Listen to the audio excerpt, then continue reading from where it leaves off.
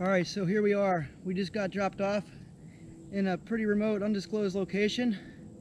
And I gotta find an access point to get into some oak stand, a nice oak stand, so I can set up camp. But I gotta make sure I don't have any deadfall above me. And I gotta make sure that that it's just a good place altogether, and I have some level ground, and there ain't gonna be no stuff that I'm gonna have to lay on and make it uncomfortable. So let's see what we can do here. Well, I'm dying right now. This pack weighs about 120 pounds, and I got the seat. So boy, I had to sit down and balance this thing for a second, because good night, I'm about to die out here. Phew, whew.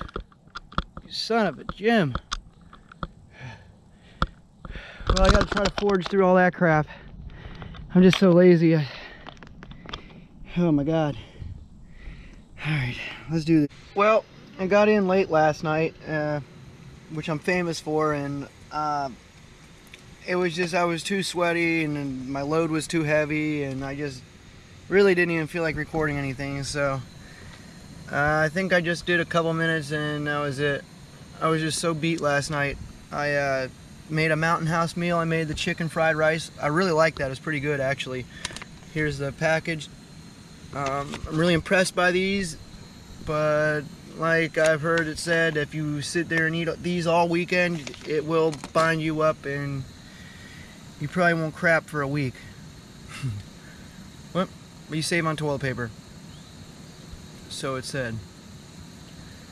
Well, right now I'm just making some coffee. Got the fans going. And I am in an undisclosed location. Ants in here.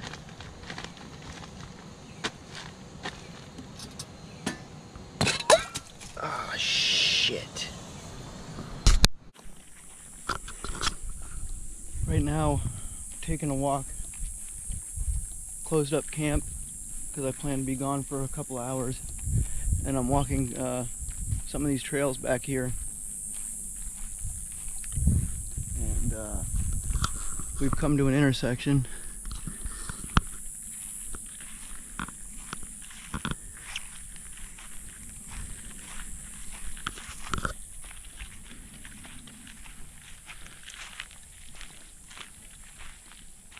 This is a more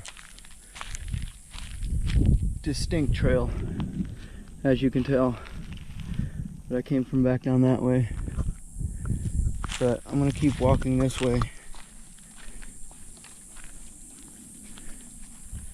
It's hot. Got plenty of water with me. It's important. You gotta drink a lot of water, and I haven't been. I'm guilty of that, and I feel the wrath of not drinking enough water, put it that way. And I sweat a lot. A lot. So, well, here we are in some lowlands, a lot of scrub, and I'm seeing a lot of coyote tracks, more so than anything.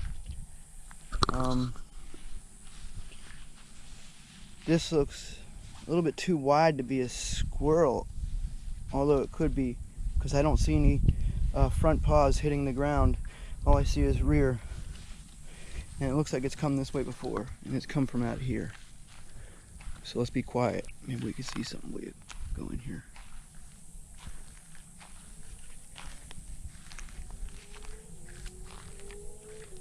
This is some really cool.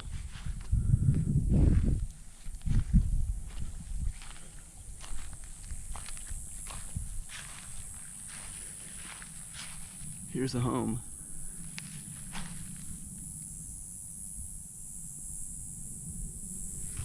Arnie lives there. Arnie the armadillo. Rattlesnakes frequent the homes as well. Rattlesnakes frequent the holes as well. Gopher tortoises and armadillos live in those holes, as well as the snakes that accompany them for a free shelter, if you will. All right, well, I just walked a little bit ways back in here in this little field. It's got some sapling conifers. I'll show you what I mean. Actually, it looks like it's been, this has been clear cut at one point. But here's the sapling conifers I was telling you about. Some kind of pine tree.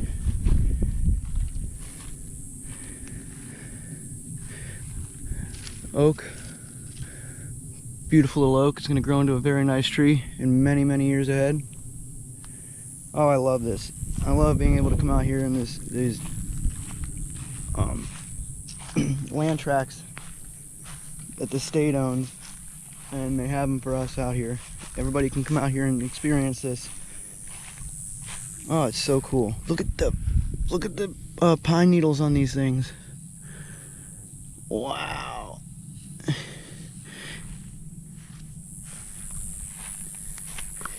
Well, I'm gonna go. There's a bunch of holes here too.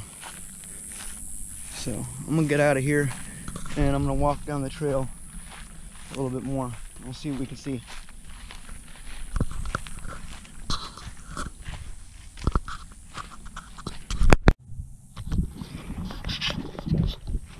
Alright, just as I was telling you about the gopher tortoise holes and the armadillo homes, I want to show you this one. I'm going to show you how big this one is. And this one is inhabited. As you can see that there is slide going down in there, prints. From the way that's scraping, the way that slide looks, I would have to say that that's a gopher tortoise. I'm almost 98.8% sure that that's a gopher tortoise.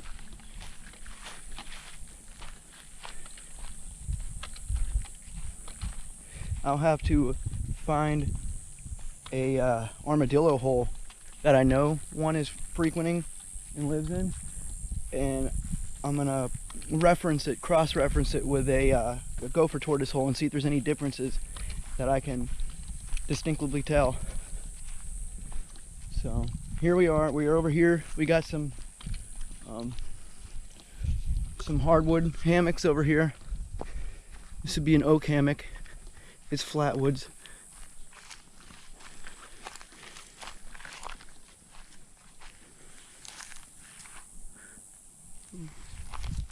Typical scrub palmetto, inhibiting our access back there.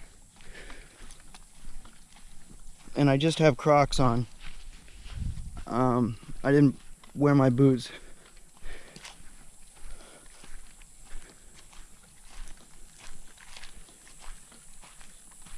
This is pretty cool. All right, keep walking and see what we can see up here in a little bit. So this is really interesting. I'm walking down the trail and I come to this. And if you look, it's pretty deep. And it's patched. So I'm thinking, could it be? It's kind of fresh. It's not entirely old.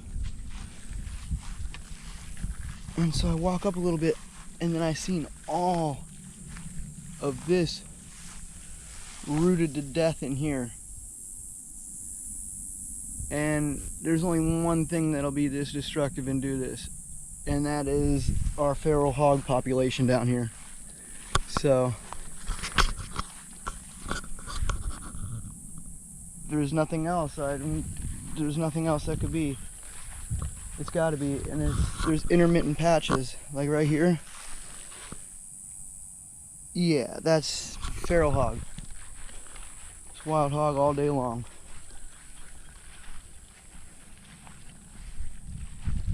Well, keep walking.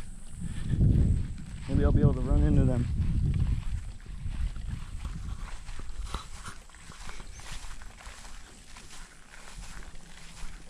They can hear good, they can't see all that well.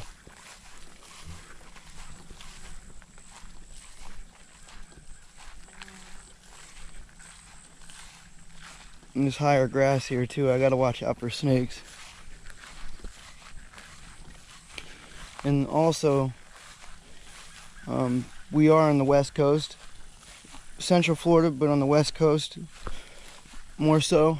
And I know on the east coast and down south there's a lot of the Burmese pythons that, you know, got released into the wild, and they're a highly invasive species, so they're really repopulating and spreading throughout the state. And I know the guys are going out and finding them. They have here's some more root. Whew, it's a lot. Really destructive. Hey, check this out. This is exactly what it is too. Look, and all this is fresh. This is not old. Look at this. This is recent too. All back there. Another reason why our wild hogs are hunted so heavily down here in Florida is because they're A, a highly invasive species, and B, they just cause so much damage to the lands. Farmers, you know, have to compete with them and fight for their crops and stuff, and golf courses, I'm sure, have issues somewhereabouts in Florida, and wherever else the hogs are. Look at this. Here's more. I'm just passing patch after patch of this rooted up earth. Yeah, and there it is back in there too. And this is a lot. So I'm gonna turn the camera off and stop talking for a little bit and see if I can find some, because they're around. And the closest inhabitants as far as houses go, residential neighborhood, it's not really a neighborhood, but on the back of the end of the trail down there where I just came from, a little strip of woods there, and there's a trail and it goes back to some roads. So those are the closest houses that I have to me out here, which are still, you know, give or take a mile from my outpost out here.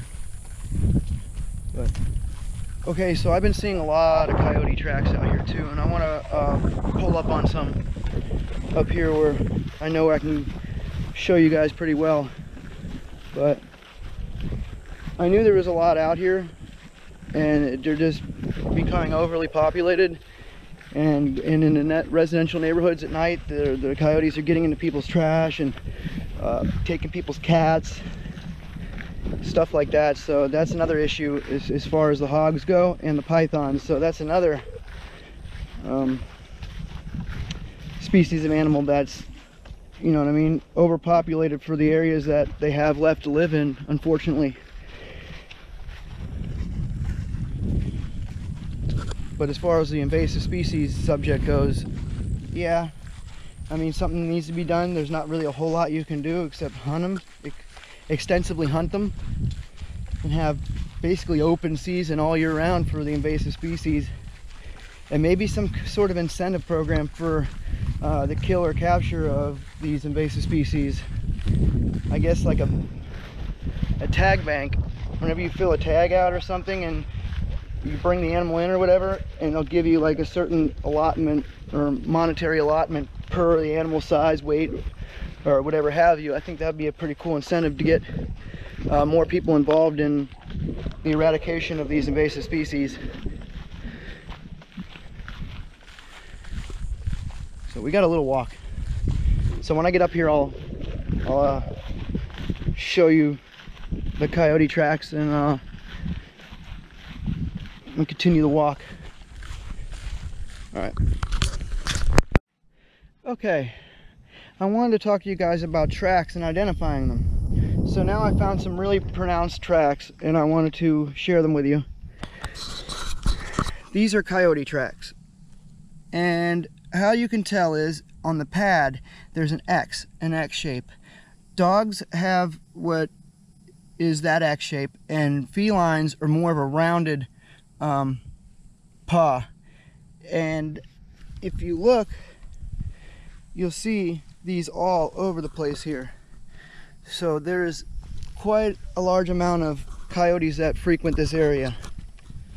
And just a couple steps ahead here we have a deer track as well.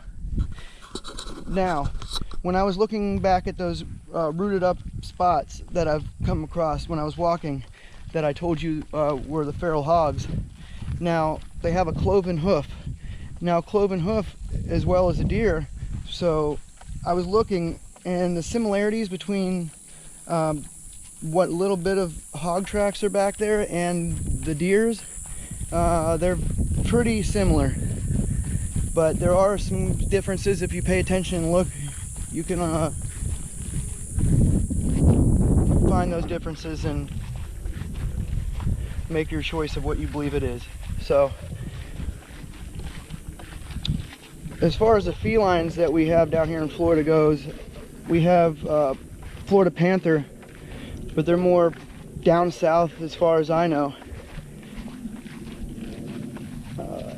Everglades National Park and the surrounding parks, and just outside of Everglades National Park, and we got Fakahatchee Strand, Big Cypress National Preserve we have down there as well, and there are a majority of Florida's population of the panthers dwell there. Another species of feline we have in Florida is the bobcat, and I have personally seen a few of these as well. I was hunting with some buddies a while back, many years ago, and we were hunting a golf course, and we were in full camo, and we had stopped on this access trail, and this bobcat didn't see us and came walking towards us, and we stayed completely still, and he about tripped over our feet. But right before he got to us, he caught our scent, and his hair raised up and he took off. This is a horse trail. They keep it all tilled up, so I guess it's better for the shod horses to walk on. So I'm gonna keep walking. And there's a lot of game trails through these woods as well. And where I'm camped at is, I followed a game trail back. In other words, there's some deer back there. You can't see them, I just seen them go.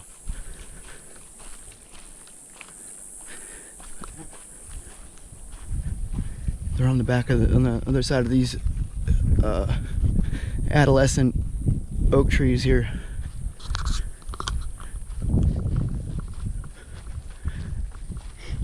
I came barreling through here at the top of my lungs, and it spooked them. They were bedded down most likely over there.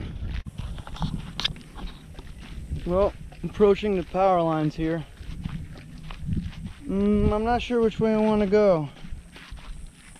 Thinking about heading back towards the campground.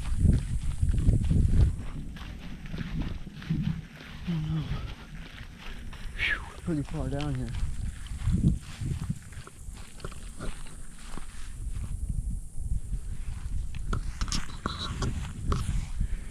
I'm just gonna go back this way.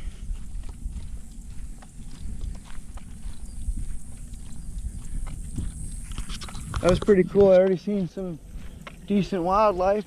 I saw a deer, a lot of animal sign, good tracks. We'll see more. That is for sure. We will definitely see some more animals.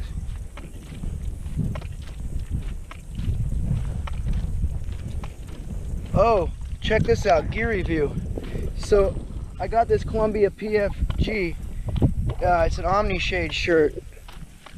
It's Deflector Zero by Omni-Shade, and it's Terminal Tackle hoodie, Deflector Zero. And let me tell you something. It's got like a shiny, I don't know, hue to it, I guess. It's got like some shiny material, but it's really cool, man. It feels like I'm in the shade. It really deflects the sun great.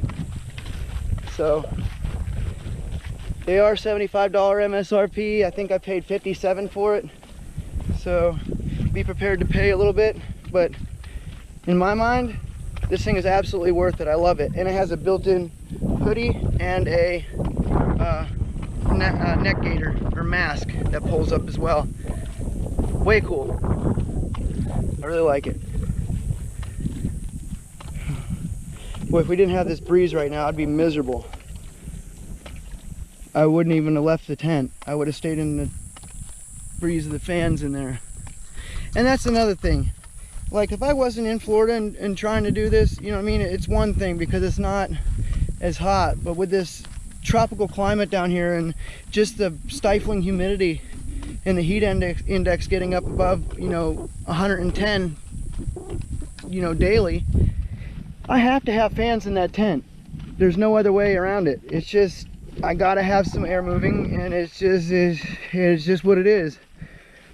So, you know, as far as the bushcraft and people critiquing me, you know, potentially about, oh, that's not bushcraft, or you're not a minimalist, I'm not really going for that, to be honest with you.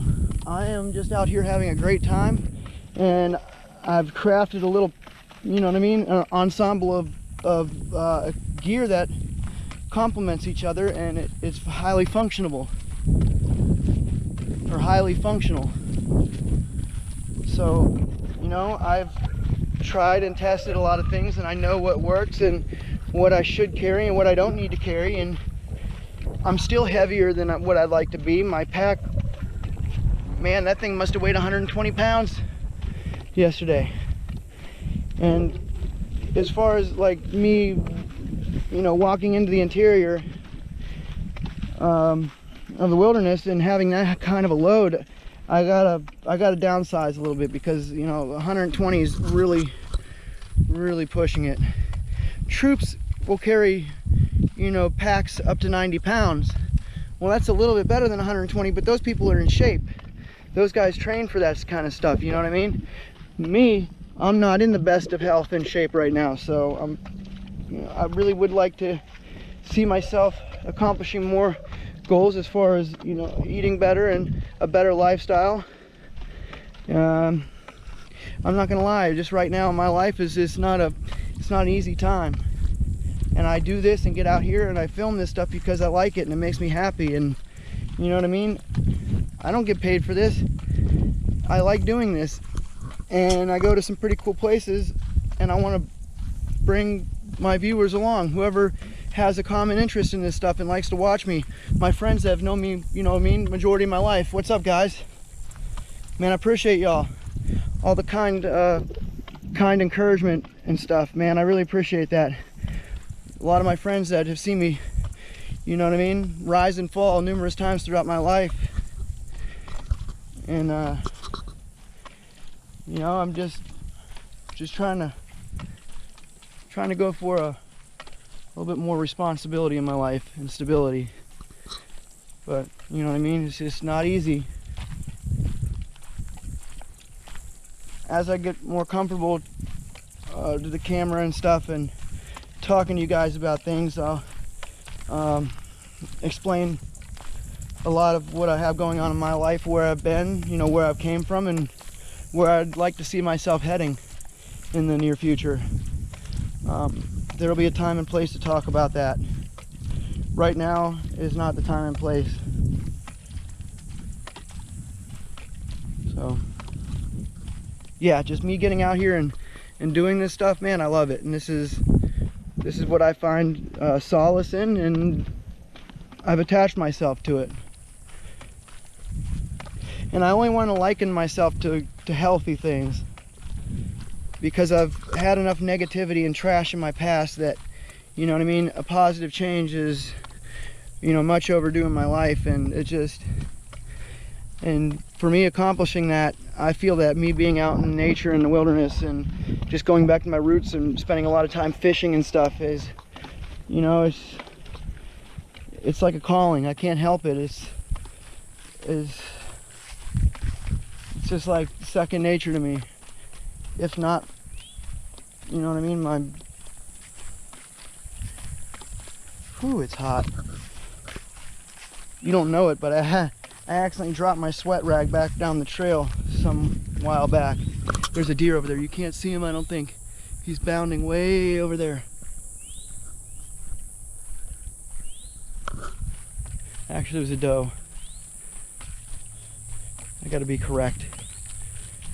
That was a doe. It wasn't a he. So I walked all the way up to the front of the park to the gates, and I turned back around, and there's this little section of this trail that's real close to the parking lot, like basically where the trail starts if you are going in for just a day hike and you do not have equestrian or primitive camping access provided with the gate code by Southwest Florida Water Management District. So if you're coming out of the main parking lot, like I said, up front outside of the gates, this is the starting of the trail, and this takes you in to the camping grounds of the Water Management District Serenova tract here. So check out this really cool trail that we're about to hit right now. It's really tight, and it's like a hard packed, well trodden path. Check it out.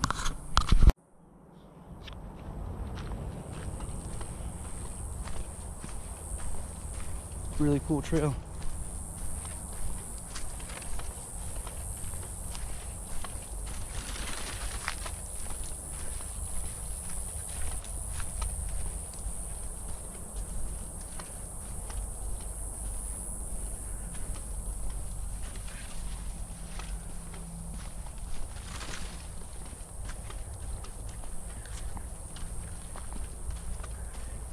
And then it comes out to a marker head, and this is number 2. Number 1 is where it started back in there from the parking lot, and this is the road that goes past the campsites and all that.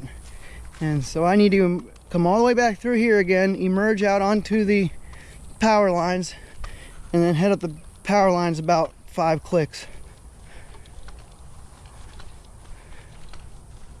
So that's where I walk to. Now begin the journey on the way back to camp.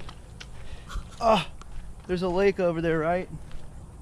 And I've seen people fish it from time to time when I pull in here on the weekends to camp in the camping areas. Oh man, that water looks so inviting right now. It is so hot. I just really want to dive in that. I came in heavily laden with supplies, and one of the heaviest pieces that I carried in was a 5-gallon water cooler jug, and it has a handle on it, which helps, but you know, it's still heavy.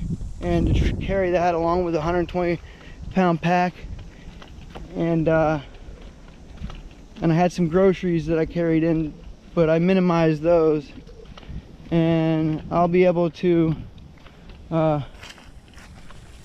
compress my gear on the way out. So going out is honestly going to be lighter than going in, obviously, because of the consumption, and you know what I mean.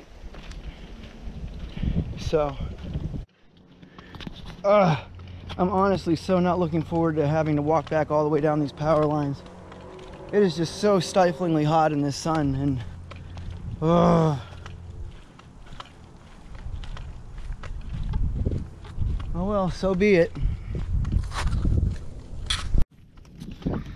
So I got some poison ivy on my legs, and I'm avoiding itching it at all costs right now, and it's like incredibly itchy.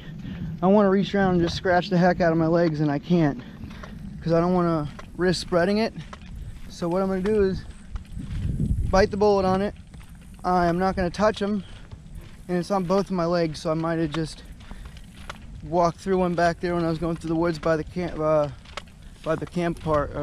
campground, and I think I got into some, but I'm waiting until I get back to camp, because I don't know if it's going to work or not, but it's worth the shot. I got some hand sanitizer. I'm gonna boom some of that on there, and hopefully it'll make it go away, or help it. At least it'll cool it temporarily. And then I haven't touched it, so I don't have to worry about it spreading. So I'll let you know how that works out.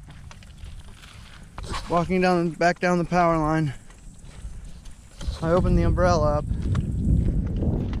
Actually, I sent an email to the director of Southwest Florida Water Management District, and I asked him how I can become a volunteer and possibly, you know, be a custodial volunteer to help every time I come out here to help pick up the park and make sure the amenities are all in working order, such as the porta potties, or if they have the bathroom facilities. Currently the land tract that I'm at right now, the restroom facility that they have that was built when I first came here about 2.5 months ago, it was operational. But what I think happens is, I think that the because it's basically like a septic, or like a big concrete pit, and there's just like this toilet stool above it, and you look down in there and it's a big pit full of crap. So what I think is that they let it go and let the door swing on it for, you know, a few months, and then they got to shut her on down so the enzymes and everything will you know, liquefy the solids and do their thing and help you know what I mean, dispose some of that stuff naturally. And then I believe that they'll let the door swing again after a certain amount of time. That's just my theory and what I believe, you know, based on a general understanding of how waste works, and the natural enzymes in there break the waste materials down. And yeah, so that's what I think. But oh, I brought up the water management district and the director that I emailed, and they kindly sent me a care package with a couple umbrellas, some nice water bottles. I got some big, really nice put together heavily spiraled booklets. I got 2 of them, and it depicts each map for each of their land tracts and parks and walking trails. I got that. I got information on each and every one of their properties, their recreational properties. So I'm very gracious and I'm very appreciative to have that. And what else did I get? Like some waterproof pouches. I really can't remember what else. Some other things, and then some literature on volunteer programs they have and stuff. But basically what I'm doing is just freelance.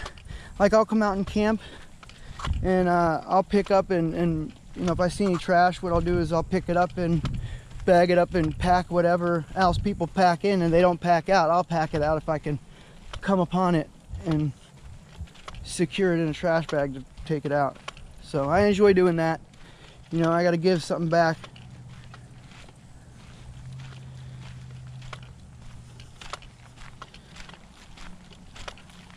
Ah, my legs itch.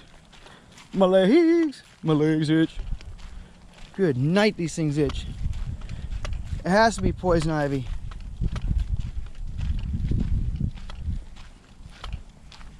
And I'm sweating too, and it's making it even worse.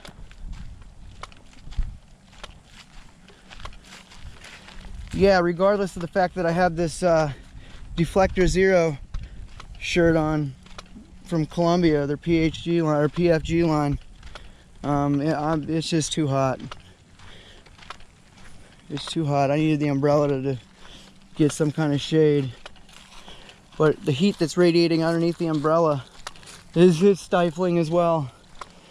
Oh my God, I got ice in the cooler back at the camp. I'm trying to get there. I might make some iced tea, because I really didn't bring in any drinks this time. I brought 5 gallons of water for my shower and to consume, and I brought a half a gallon of milk, along with my other staples for food. But I don't really want to drink milk, and I need to drink more water, so I'll take some ice and put it in a bottle with some water and make some ice water, drink some ice water, and then I'll go ahead and brew some tea up, I think. And I got some a nice lemon. I can cut that up and put that in my water if I want that as well, and then I can put it in my iced tea. So we're cooking. All right, well, I guess I'll catch up to you guys. It's too hot to talk. I can't even think. All right.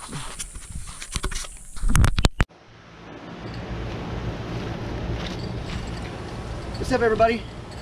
I had a bad occurrence this last weekend. The last time I talked to you guys was on Saturday evening, and I was hanging out in the tent, and I had went for a walk, and I went to sleep that night on Saturday night, and Sunday morning rolled around, and I didn't feel all that great when I woke up. So I thought maybe it was all right, maybe I'll get over it or whatnot. So I proceeded to, you know what I mean, try to conduct my morning as usual, and I don't know if it was the heat or what it was, but it just had to have been the heat.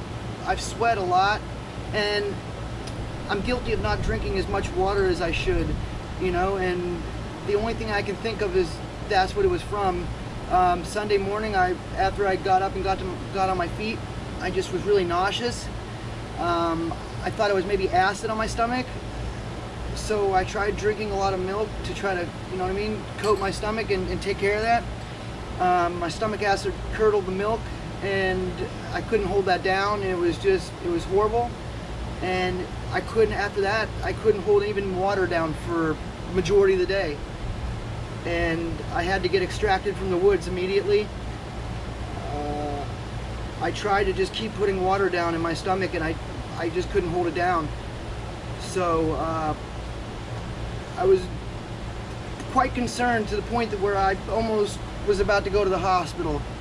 But I had one last thing to try, and that was to try to make a real light mixture of some salt water and drink some fresh water on top of that after I had got home. And I got the salt water down, I drank some water, and it seemed to lock it in a little better. And then after a little while, I started nibbling on some Tums, and needless to say that the stomach acid had abated, and it eventually went away, and it was after 4 o'clock until I was able to get to my feet. But yeah, that staying hydrated and drinking a lot of water when you're out in the elements like this, especially down here in this, you know, this tropical climate, it's hot, and it takes a big toll on your body if you're not prepared for it. So you need to drink a lot of water and be as hydrated as possible, and hydrate throughout the day.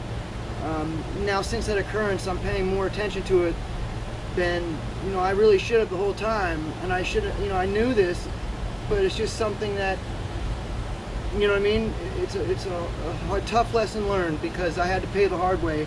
And now that I've been hydrating more substantially, I feel a lot better. So that's why my film this week got cut short, is because of that issue, and I was in no way, shape, or form to even film.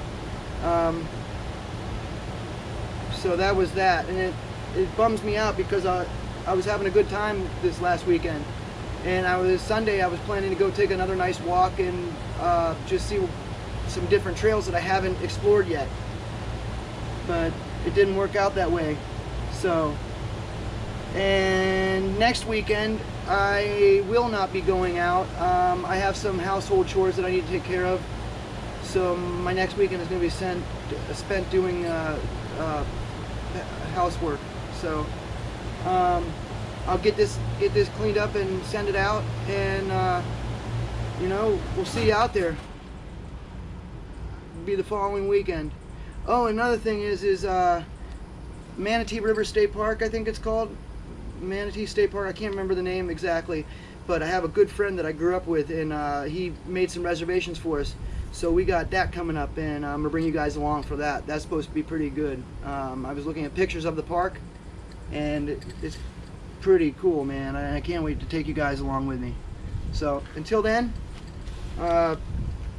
be easy, be safe out there, and be positive. Keep positive stuff in your mind and what you say. Take it easy. Mike with Saltwater Bushcraft, out. Catch you on the trails.